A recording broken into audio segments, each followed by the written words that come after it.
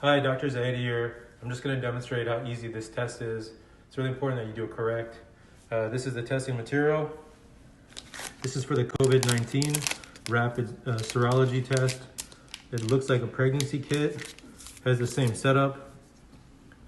Patient's going to put his hand or her hand here. You're going to alcohol swab one of the fingers. Dry it off. You're going to use a lancet, any lancet of your choice. This is going to hurt for a second. In fact, this is probably the most discomforting part of the procedure. You squeeze, 1, 2, 3, poke.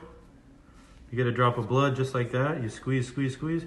This is where you want to put the kit or the blood, right in the center of that well where it emerges in the middle. Don't put it on the sides and the outside here. So you get a drop of that blood. This is again what it looks like. You have your blood in the center. You can give him something to put on his finger. You're done with the patient now, okay? Now, you take your reagent, comes in a bottle, or you might have an individually small syringe with some of the reagent. You just take about 3 drops worth and you put it right there in the center of the well. Don't put it anywhere else. 1 drop, 2 drops, 3 drops. Now, you wait. The test is about 15 minutes, but you can start now to see the fluid creeping up on the test kit, and you wait until that line goes all the way up here, and I'll discuss the results. So talking about the results, this test is not meant for at-home use.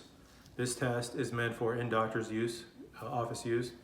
The test, even though it's negative, it's got 90% at best sensitivity, which means there's a 10% false negative, possibly higher.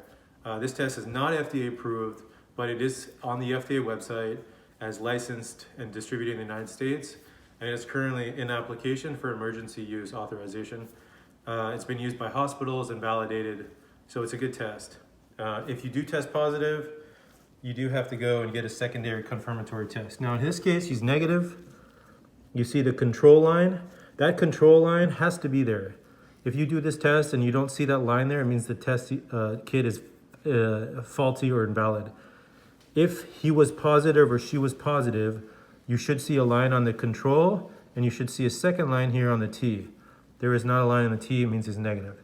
If you do see that, please report a positive result. You'll have to get a confirmatory test that you are indeed positive. And that's pretty much it. That was about 7 to 8 minutes for the test. Thank you for watching.